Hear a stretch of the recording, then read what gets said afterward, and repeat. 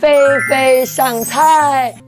今日无讲严肃政治议题，另外陈廷辉变身罗志赛，伫家己的 YouTube 频道《非常女力》大秀厨艺，为制作台南传统小食碰糖，也就是气炸锅、沙白鱼料理、棺材板等等，就是希望会当借由菲姐上菜 YT 节目，互偌侪人发现台南的魅力，同时推广食农教育，互饮食甲文化结合，带动地方的发展。YT 新单元正式上架，而且这个上架呢是要推广我们台南的在地食材，我们要行销台南。尤其台南有很多吃的东西，有小吃，可是我们有更多我们农渔产品。比如说今天你可以想象，我可以用气炸锅做出棺材板吗？很多人都不知道说，哇，台南的棺材板到底是什么？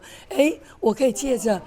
气炸锅把它做出一道棺材板的料理，顺便跟大家介绍说什么是台南的棺材板，而且是用轻食的，而且大家看到虱目鱼肚如果跟我们意大利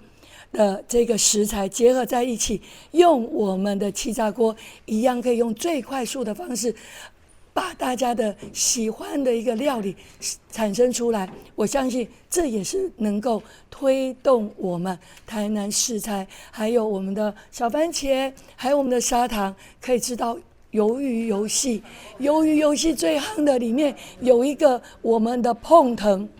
临时的碰藤是咱古早味的碰藤，所以我相信这些都是要透过我们这样的一个 YT 频道，每一个单元推出来，让他知道我们怎么用菲菲上菜的方式，菲菲姐姐教你来推动台南的行销，甚至把台南的食材能够推广出去。陈廷辉用创意翻转传统，让台南料理更加踏进年轻世代，也让更多人透过无同的角度认识台南这座城市。陈廷辉强调，未来伊也用活力、创力，让台南持续进步。伊也无袂记你提醒支持者，莫袂记你对非常女力按赞、订阅、加分享，让更多人会当看到台南的美好。记者张秀仪采访报道。